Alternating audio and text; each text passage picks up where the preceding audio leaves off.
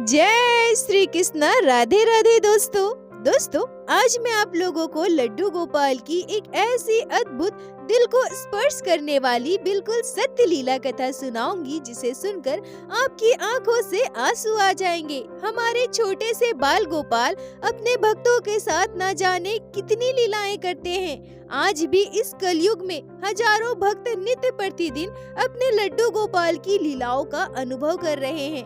हम इस कलयुग के मानव अपने आप को परम सौभाग्यशाली समझते हैं कि आज भी इस कलयुग में जहां हर तरफ द्वेष, ईर्ष्या, चारों ओर बुराइयां फैली है, वहां हमारे भगवान श्री कृष्ण के बाल स्वरूप हमारे लड्डू गोपाल अपने भक्तों के साथ साक्षात लीलाएं कर रहे हैं। दोस्तों, आज की यह लीला कथा सुनकर आप सभी का हृदय बाल गोपाल के प्रेम में रो देगा।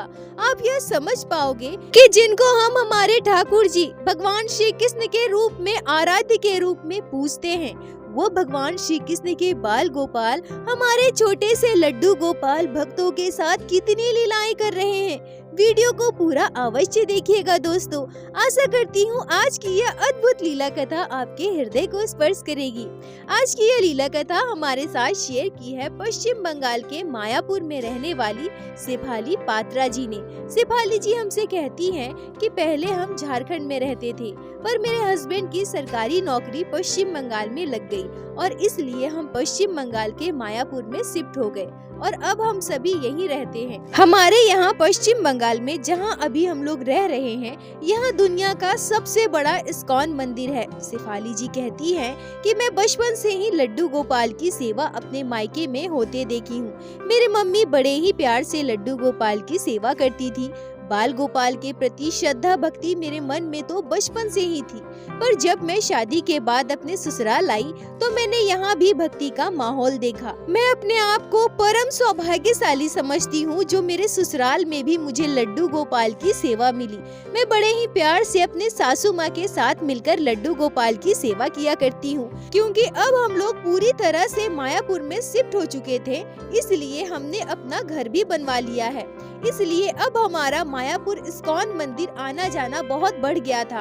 हम कोशिश करते थे कि सप्ताह में कम से कम एक दिन हम इस्कॉन मंदिर दर्शन के लिए जा सके। मैं हमेशा से ही अपने लड्डू गोपाल को साथ लेकर मंदिर जाया करती थी। लड्डू गोपाल की कृपा से मुझे 2 पुत्र संतान है। ठाकुर जी की कृपा से हमारे जीवन में किसी चीज की कमी नहीं है। बाल गोपाल की कृपा से हमारा परिवार बहुत खुशहाल है। दोस्तों, शेफाली जी मुझसे कहती हैं कि दीदी, मैं आपके चैनल पर लड्डू गोपाल की सत्य लीला कथा प्रतिदिन सुनती हूँ। हर एक लीला कथा मुझे बहुत अच्छी लगती है और मेरे हृदय को स्पर्श करती है। मैं भी हमेशा सोचा करती थी कि सभी के साथ लड्डू गोपाल कितनी लीलाएं करते हैं। मेरे साथ मेरे बाल गोपाल कब लीला करेंगे? कब मैं उनकी लीला को अनुभव कर पाऊंगी? मैं कब यह महसूस कर पाऊंगी कि मेरे लड्डू गोपाल हमारे घर पर विराजित है और मेरे साथ है? पर वो कहते हैं ना दोस्तों, अगर आप सच्चे दिल से, सच्चे मन से अपने लड्डू गोपाल को याद करते हैं, उनसे कुछ भी कहते हैं, तो हमारे बाल गोपाल आपकी बात जरूर सुनते हैं और एक छोटे बच्चे की तरह दौड़ते हुए, भागते हुए अपने भक्त के पास आ जाते हैं। शेफाली जी कहती हैं कि यह घटना आज से लगभग 5 साल पहले की है। हमने एक महिलाओं का ग्रुप बनाया था जिसमें हम सभी महिलाएं प्रत्येक महीने थोड़े थोड़े पैसे इकट्ठे करके भंडारे का आयोजन करते थे। इस बार हमने सोचा कि क्यों ना हम ऐसा करें कि सभी अपने अपने लड्डू गोपाल को वहां लेकर आए। एक साथ मिलकर सभी लड्डू गोपाल का हम भोग लगाएंगे। उसके बाद इस प्रसाद को भक्तों के बीच भंडारे के रूप में वितरण करेंगे। उसके बाद हम लोगों ने एक दिन निर्धारित किया और उस दिन हमने भंडारे में खीर पूरी बनाने का निश्चय किया। पूरी बात तय हो गई, पर इसी बीच मेरे साथ एक आश्चर्य करने वाली घटना घटी। शेफाली जी कहती हैं कि मैं दोपहर में अपने कमरे में लेटी हुई थी। तभी अचानक से मेरे मन में यह बात आई कि नहीं, इस बार हम खीर पूरी नहीं, पूरी आलू गोभी की सब्जी और हलवे का भोग लगाएंगे। तभी अगले ही पल मैं सोचती हूँ कि अरे नहीं, हम लोगों ने तो सारा आयोजन कर लिया है, सारी बातें तय हो चुकी है और इस तरह से अब मैं अंतिम समय में अपना निर्णय नहीं बदल सकती। पर पता नहीं क्यों मेरा मन बार बार अंदर से मुझे ये आवाज लगा रहा था कि नहीं, इस बार भंडारे में तो पूरी सब्जी और हलवा ही बनेगा। शेफाली जी कहती हैं कि वैसे मैं ग्रुप की मेंबर तो हूँ, पर मैं कभी भी उस ग्रुप में अपनी तरफ से कोई बात नहीं रखती। सभी को जो अच्छा लगे वही होता है। मैं कभी भी नहीं कहती कि भंडारे में क्या बनेगा क्या नहीं बनेगा। पर उस दिन अचानक से यह बात मेरे मन में आते ही मैंने तुरंत सभी को कॉल लगा दिया और मैंने सबसे कह दिया पूरी खीर नहीं बल्कि आलू गोभी की सब्जी, हलवा और पूरी बनेगा। मेरी बात सुनकर सब लोगों ने यही कहा कि हम लोगों ने तो सारी तैयारियां कर ली है, पर कोई बात नहीं, अगर तुम ऐसा चाहती हो और पहली बार तुम अपनी तरफ से कोई बात रख रही हो तो ठीक है, ऐसा ही होगा। शेफाली जी कहती हैं कि उस दिन सोमवार का दिन था, ठंड का मौसम था। हमने भंडारे में पूरी, आलू गोभी की सब्जी और हलवे का आयोजन किया था और हम सभी महिलाएं वहां इस्कॉन मंदिर के प्रांगण में भक्तों को भंडारे का प्रसाद खिलाने के लिए इकट्ठा हो चुके थे।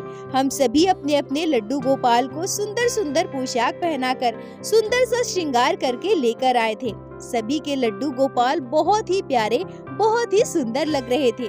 हम सभी ने अपने अपने लड्डू गोपाल को आसन में एक साथ विराजित किया। एक साथ इतने सारे लड्डू गोपाल को देखकर हृदय प्रसन्न हो रहा था। पर तभी वहाँ एक आश्चर्य करने वाली घटना घटती है। हम सभी भंडारा शुरू करने से पहले लड्डू गोपाल को भोग लगाने जा रहे थे। भोग लगाने की पूरी व्यवस्था हो चुकी थी। सभी लड्डू गोपाल अपने अपने आसन पर बैठ चुके थे। शेफाली जी कहती हैं कि तभी एक आश्चर्यजनक घटना घटती है। उसी समय एक वृद्ध महिला वहां उपस्थित होती है। जब वह बूढ़ी मैया देखी कि यहाँ भंडारे का आयोजन किया गया है और सभी अपने अपने सुंदर सुंदर लड्डू गोपाल को लेकर आसन पर विराजित किए हैं और अब शायद उन्हें भोग लगाने की तैयारी की जा रही है, इतना सब देखकर बूढ़ी मैया की आंखें नम हो जाती है। बूढ़ी मैया की आंखों से आंसू आने लगते हैं। शेफाली जी कहती हैं कि मैं और मेरे साथ की कुछ महिलाएं तुरंत उस बूढ़ी मैया के पास गए और हमने उनसे कहा कि आप यहाँ से जाना मत, आप बस थोड़ी देर प्रतीक्षा कीजिए, हम सारे लड्डू गोपाल को भोग लगा लें, फिर आप सभी को भंडारे का प्रसाद मिलेगा। शेफाली जी कहती हैं कि हमारे इतना कहने पर भी वो बूढ़ी मैया की आंखों के आंसू नहीं रुक रहे थे, वो लगातार रोए जा रही थी। हम में से किसी को भी कुछ भी समझ में नहीं आ रहा था कि बूढ़ी मैया इतना क्यों रो रही है। फिर हम सभी ने मिलकर उस बूढ़ी मैया को एक स्थान पर बिठाया, उन्हें चुप कराया, उन्हें पानी पिलाया और फिर हमने उनसे पूछा कि मैया आप बताओ, आप इतना क्यों रो रही हैं? आपको क्या परेशानी है? शेफाली जी कहती हैं कि उसके बाद बूढ़ी मैया जो हमें दिखाती है उसे देखकर हम सभी दंग रह जाते हैं। बूढ़ी मैया अपने आंचल से एक छोटे से बहुत ही प्यारे से लड्डू गोपाल को निकालती है। बूढ़ी मैया के हाथ में वो छोटे से लड्डू गोपाल को देखकर हम सभी बहुत प्रसन्न हो गए। मैं सभी से कहती हूँ कि जल्दी जल्दी एक और आसन लगाओ, देखो ना एक और छोटे से लाला आ गए हैं, हमें इन्हें भी तो भोग लगाना है ना। यह कहकर मैं उस बूढ़ी मैया के हाथ से उनके लड्डू गोपाल को ले लेती हूँ। छोटे से प्यारे से बाल गोपाल बहुत ही सुंदर लग रहे थे। पर तभी बूढ़ी मैया मुझसे कहती है कि नहीं नहीं, मेरे लड्डू गोपाल आसन पर कैसे बैठ सकते हैं, कैसे भोग ग्रहण कर सकते हैं। शेफाली जी कहती हैं कि बूढ़ी मैया की यह बात सुनकर हम सभी आश्चर्य थे। अरे बूढ़ी मैया ऐसा क्यों कह रही है? तभी मैं बूढ़ी मैया से पूछती हूँ, क्यों, क्या हुआ, आप ऐसा क्यों कह रही हैं? आपके लड्डू गोपाल आसन पर बैठकर भोग क्यों नहीं ग्रहण कर सकते हैं? उसके बाद बूढ़ी मैया रोते हुए हमसे जो कहती है उसे सुनकर हमारा हृदय बहुत भावुक हो जाता है। बूढ़ी मैया रोते हुए कहती है कि देखो ना देखो, यहाँ बैठे सभी लड्डू गोपाल ने कितने सुंदर सुंदर प्यारे प्यारे पोशाक पहनी है, सभी ने कितने गहने पहने हैं, सभी का सुंदर श्रृंगार किया गया है, पर मेरे लड्डू गोपाल की पोशाक तक फटी है, मेरे बाल गोपाल ने कोई श्रृंगार नहीं किया है। दोस्तों शेफाली जी कहती हैं कि वह बूढ़ी मैया हम सभी के आगे बहुत रो रही थी। वो रो रो कर अपने लड्डू गोपाल के बारे में जिस तरह की बातें कह रही थी उसे सुनकर वहाँ उपस्थित सभी लोग बहुत दुखी हो गए। बूढ़ी मैया को रोते देखकर, उनकी बातें सुनकर मेरी आंखें भी नम हो गई। बूढ़ी मैया रोते हुए कहती है कि तुम्हें पता है, मेरे छोटे से लड्डू गोपाल कल से मुझसे नई पोशाक की मांग कर रहे हैं, मुझसे कह रहे हैं मैया, ओ मैया, मुझे एक नई पोशाक लाकर दो ना मैया। पर मैं कैसी माँ हूँ जो अपने छोटे से बाल गोपाल के लिए एक पोशाक तक नहीं खरीद सकती, मेरे पास तो पैसे ही नहीं है। मैं कितनी अभागन माँ हूँ ना, जो अपने छोटे से बच्चे के लिए एक पोशाक खरीद नहीं पा रही हूँ। आप सभी के लड्डू गोपाल ने सुंदर सुंदर पोशाकें पहनी है, सुंदर सा श्रृंगार किया है। सभी कितने प्यारे, कितने सुंदर लग रहे हैं। आप सभी के लड्डू गोपाल के साथ मेरे छोटे से कन्हैया आसन पर बैठकर कैसे भोग लगा सकते हैं, आप सभी शायद समझ नहीं पा रही है। पर मैं तो माँ हूँ ना, मैं अपने छोटे से लल्ला की हर एक बात समझ रही हूँ। मेरे छोटे से कन्हैया इस अवस्था में सबके साथ बैठकर भोग कैसे लगाएंगे। बूढ़ी मैया कहती है कि आप सभी भंडारा कीजिए, अपने अपने लड्डू गोपाल को भोग लगाइए। मैं अपने लड्डू गोपाल को लेकर यहाँ से जा रही हूँ। और यह कहकर रोते हुए वो बूढ़ी मैया अपने बाल गोपाल को गोद में लेकर वहाँ से जाने लगती है। शेफाली जी कहती है कि हम सभी ने बूढ़ी मैया को रोका। हमने उनसे कहा कि मैया आप यहाँ रुकिए, यही बैठिए, आप यहाँ से कहीं नहीं जाएंगी। हम सभी के लड्डू गोपाल बहुत प्यारे हैं।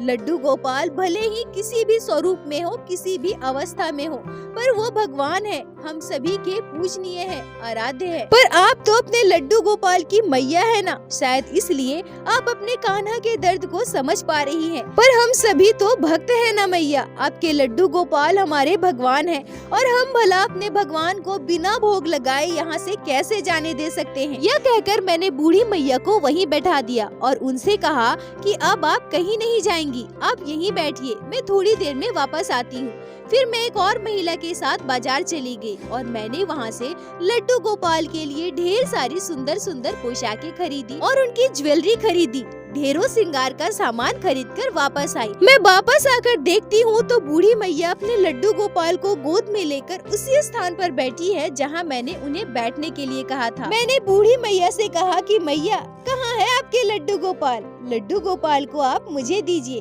देखिए ना, मैंने लड्डू गोपाल के लिए सुंदर सुंदर पोशाक लाई है, श्रृंगार का सामान लेकर आई हूँ। आज मैं आपके लड्डू गोपाल का सुंदर सा श्रृंगार करूंगी, सुंदर से तैयार कर दूंगी, जिससे आपके लड्डू गोपाल भी खुश हो जाएंगे और आप भी प्रसन्न हो जाओगी। और साथ ही साथ ठाकुर जी की सेवा करके मुझे भी बड़ा ही आनंद आएगा। मैं भी अपने आप को धन्य महसूस करूंगी। दीजिए ना मैया, दीजिए, आप अपने लड्डू गोपाल को मुझे दीजिए। मैं यहीं आपके पास बैठकर आपके लल्ला का श्रृंगार कर देती हूँ। और यह कहकर मैंने उस बूढ़ी मैया के हाथ से उनके लड्डू गोपाल को अपनी गोद में ले लिया और उन्हें आसन में बिठाकर उनका सुंदर सा श्रृंगार किया। सुंदर पोशाक पहनाई, ज्वेलरी पहनाई। बाल गोपाल सच में बहुत सुंदर लग रहे थे, बड़े ही प्यारे लग रहे थे लड्डू गोपाल। लड्डू गोपाल से मेरी नजर ही नहीं हट रही थी। अपने लड्डू गोपाल को नए स्वरूप में देखकर वो बूढ़ी मैया भी बहुत प्रसन्न हो रही थी।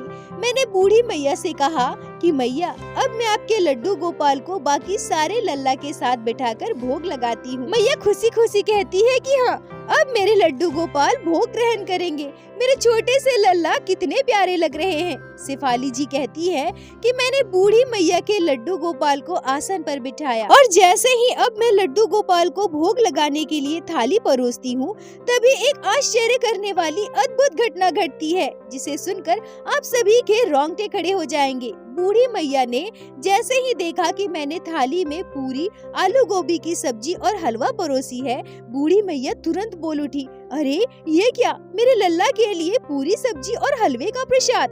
यह कहते ही बूढ़ी मैया की आंखों से आंसू बहने लगे। शेफाली जी कहती हैं कि मैं घबरा गई। मैं सोचती हूँ कि अब बूढ़ी मैया को क्या हो गया, अब वो फिर से क्यों रोने लगी। बूढ़ी मैया से मैं पूछने लगती हूँ कि क्या हुआ मैया, अब आप क्यों रो रही हैं? और तभी बूढ़ी मैया कुछ ऐसा कहती है जिसे सुनकर आप सभी दंग हो जाएंगी, जैसा मैं हो गई थी।